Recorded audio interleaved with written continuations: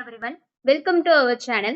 So இந்த வீடியோவில் வந்து பார்த்தீங்க அப்படின்னா நாம் ஐஎன்எம்ல தலைவர்கள் உருவாதல் அப்படிங்கிற தலைப்பு இருக்கும். ஸோ அதில் வந்து பார்த்தீங்க அப்படின்னா ஒவ்வொரு தலைவர்களாக ஒவ்வொரு கிளாஸ்லையும் நம்ம வந்து பார்க்க போகிறோம்.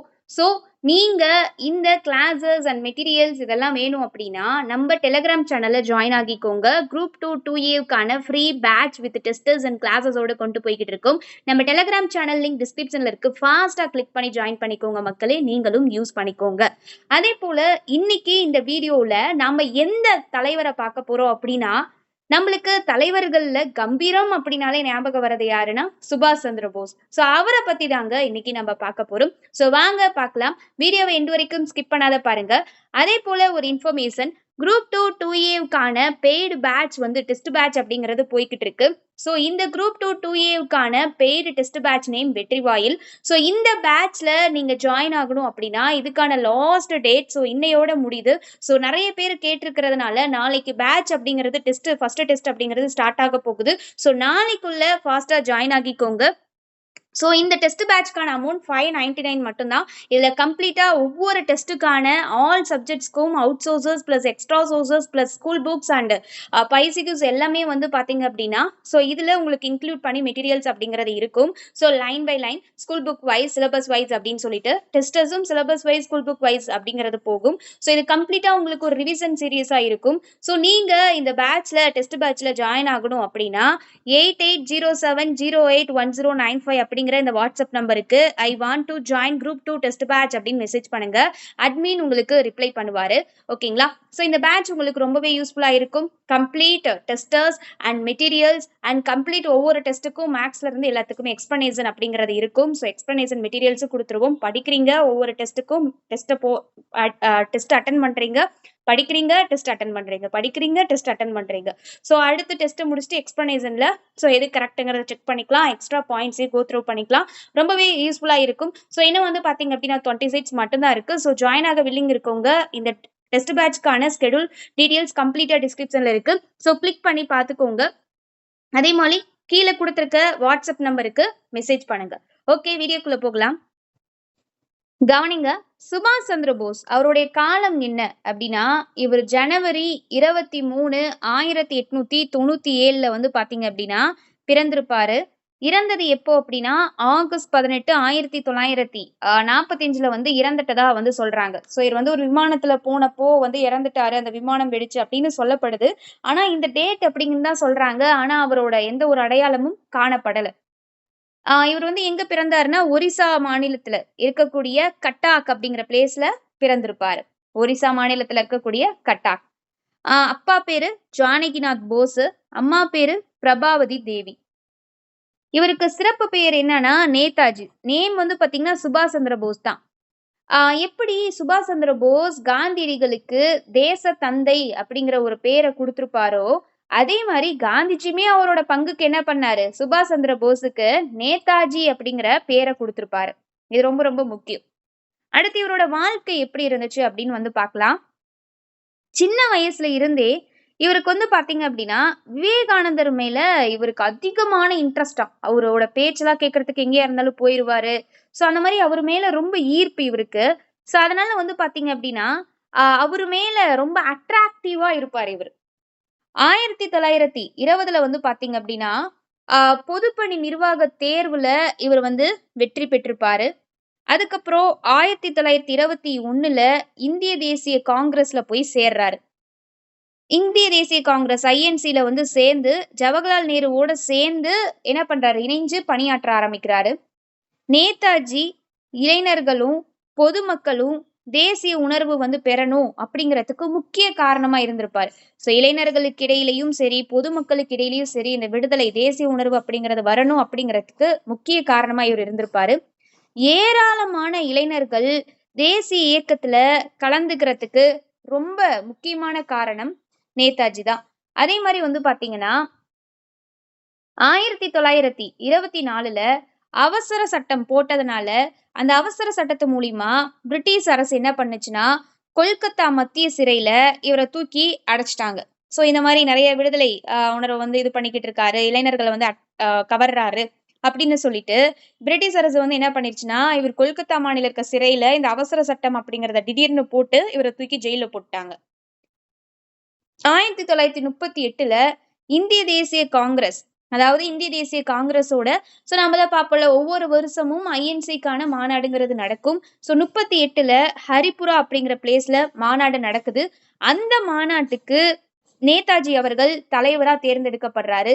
அது மட்டும் இல்லாம 1939ல நடந்த திரிபுரா மாநாட்டிலையும் காங்கிரஸ் தலைவரா இவர் வந்து பாத்தீங்கன்னா தேர்ந்தெடுக்கப்பட்டிருப்பாரு. இது ரொம்ப ரொம்ப ரொம்ப முக்கியம். அடுத்து 1939ல ஃபார்வர்ட் பிளாக் அப்படிங்கிற கட்சியை வந்து தொடங்கியிருப்பாரு. இதுவும் ரொம்ப முக்கியம். 1939 ஆகஸ்ட்ல வந்து பாத்தீங்கன்னா 1939 ஆகஸ்ட் மாசத்துல காங்கிரஸோட அனைத்து பொறுப்புகள்ல இருந்தும் எனக்கு காங்கிரஸ் வேண்டாம், நான் விலகி போறேன் அப்படின்னு சொல்லிட்டு ஃபார்வர்ட் பிளாக் கட்சியை வந்து தொடங்கி இதுல இருந்து எல்லா பொறுப்புகளையுமே விட்டு நீங்கி வந்திருப்பாரு.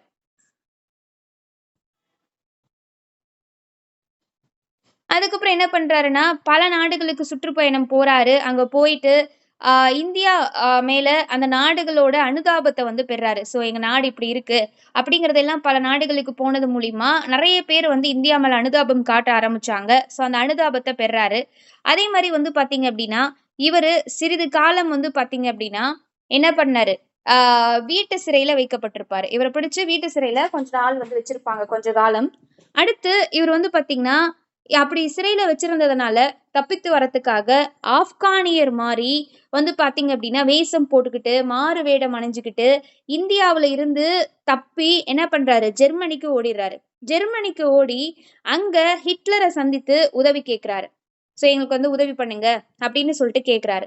அதுக்கப்புறமா 1942ல பர்மாவுக்கு போறாரு. அங்க ஜப்பானியர்களால வந்து பாத்தீங்க அப்படின்னா பர்மா அங்க ஆக்கிரமிக்கப்பட்டிருக்கும். பர்மாவுக்கு போறாரு. அங்க பர்மா வந்து பாத்தீங்கன்னா ஜப்பானியர்கள், இங்க எப்படி ஆங்கிலேயர்கள் ஆதிக்கம் செலுத்தி ஆக்கிரமிப்பு பண்ணிக்கிட்டு இருந்தாங்களோ இந்தியாவுல, இவரு பர்மா போன அதே டைம்ல பர்மா ஜப்பானியர்களால ஆக்கிரமிக்கப்பட்டிருக்கும்.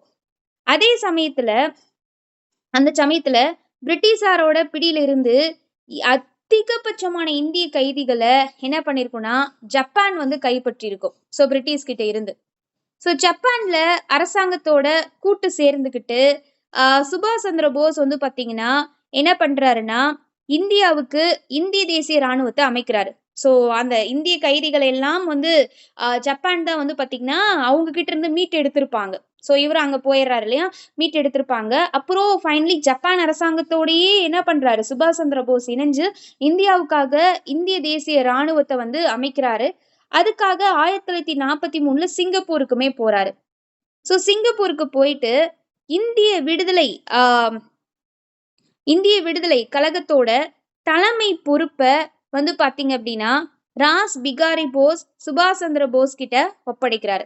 அங்க சிங்கப்பூர் போனதுனால என்ன ஆகுதுன்னா இந்திய விடுதலை கழகத்தோட அந்த ஹெட் தலைமை பொறுப்பை என்ன பண்றாங்க அப்படின்னா ராஸ் பிகாரி போஸ் அப்படிங்கிறவரு சுபாஷ் சந்திர போஸ் கிட்ட இந்தப்பா இதை நீ பாத்துக்கோ அப்படின்னு சொல்லி ஒப்படைச்சிடுறாரு. இந்த கொஸ்டின் ப்ரீவியஸ் இயர்ல கேட்ட கொஸ்டின், ரொம்ப ரொம்ப இம்பார்ட்டன்ட். அதே மாதிரி இவரு பெர்லின் வானொலிய அடிக்கடி பயன்படுத்தியிருப்பாரு.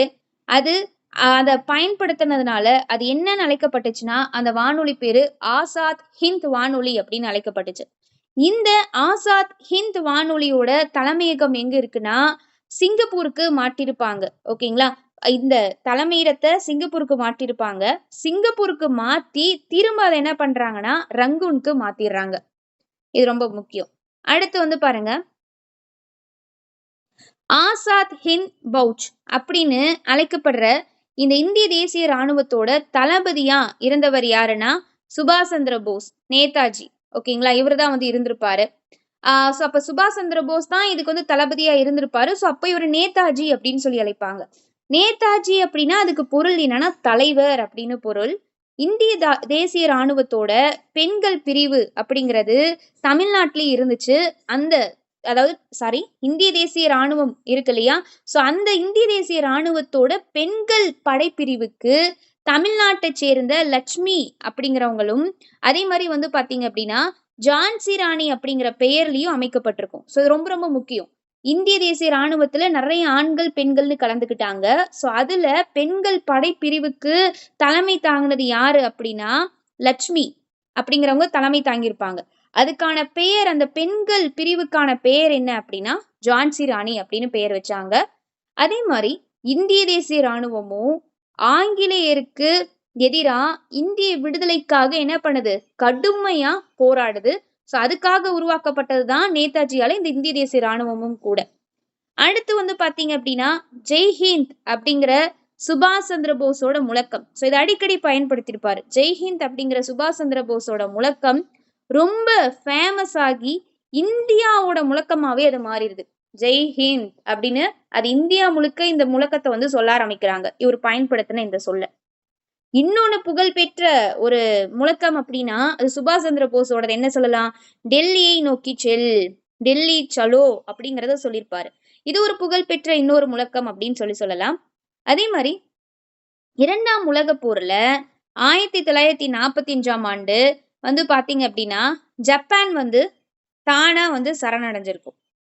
இந்திய தேசிய ராணுவ வீரர்கள் வந்து கைது செய்யப்பட்டிருப்பாங்க. நேதாஜி வந்து பாத்தீங்க அப்படின்னா சோ இவங்க வந்து இந்திய தேசிய ராணுவ வீரர்கள் கைது செய்யப்படுறாங்க. நேதாஜி பாங்காங்ல இருந்து இந்திய தேசிய ராணுவ வீரர்கள் கைது செய்யப்படுறதுனால இவர் பாங்காங்ல இருந்து டோக்கியோவுக்கு தப்பி ஓடிடுறாரு. அப்படி செல்லக்கூடிய வழியில தான் ஒரு விமானத்துல போனதாவும் அந்த விமான விபத்துல உயிர் இழந்ததாவும் அனைவராலையும் நம்பப்படுது. ஆனா எந்த ஒரு அடையாளமும் கிடைக்கப்படல. அப்புறம் இவருக்கு இந்தியாவோட உயரிய விருதான பாரத் ரத்னா விருதையுமே 1992ல கொடுத்திருப்பாங்க. கவனிங்க, 1990ல அம்பேத்கருக்கு பாரத் ரத்னா விருது, அடுத்த 2வது வருஷத்திலேயே 1992ல நேதாஜி அவர்களுக்கு. இது ரொம்ப ரொம்ப முக்கியம். இவருடைய படைப்புகள் என்னென்ன அப்படின்னு பார்த்தோம்னா இந்திய போராட்டம் அப்படின்னு 1942ல இவரோட படைப்பு வெளிவந்துச்சு. அடுத்து ஒரு இந்திய சன்னியாசி, அடுத்து தேசத்தின் யோசனைகள், அடுத்து எமிலி செங்கலுக்கு கடிதங்கள். இதெல்லாம் இவருடைய படைப்புகள். இவருடைய பொன்மொழிகள் என்னன்னா ஜெய்ஹிந்த், டெல்லி சலோ, ரத்தத்தை கொட்டுங்கள், ரத்தத்தை கொடுங்கள், இது ரொம்ப முக்கியம். ரத்தத்தை கொடுங்கள் அப்படிங்கிறது, கொட்டுங்கள் கிடையாது, ரத்தத்தை கொடுங்கள், சுதந்திரத்தை தருகிறேன். இதெல்லாம் இவருடைய முக்கியமான முழக்கங்கள். ஃபர்ஸ்ட் ஒன் ஜெய்ஹிந்த், இதுதான் ஃபர்ஸ்ட் ஃபேமஸ் ஆனிச்சு. அடுத்து டெல்லி சலோ, டெல்லி நோக்கி செல் அப்படின்னு சொல்லுவாங்க. அடுத்து ரத்தத்தை கொடுங்கள், சுதந்திரத்தை தருகிறேன் அப்படிங்கிற இவருடைய முழக்கம் ரொம்பவே ஃபேமஸ் ஆனது. சோ இதுதான் சுபாஷ் சந்திர போஸோட பற்றிய முழு தகவல். இது கண்டிப்பா உங்களுக்கு யூஸ்ஃபுல்லா இருந்திருக்கும். சோ அடுத்த தலைவர்களை பார்க்கலாம்.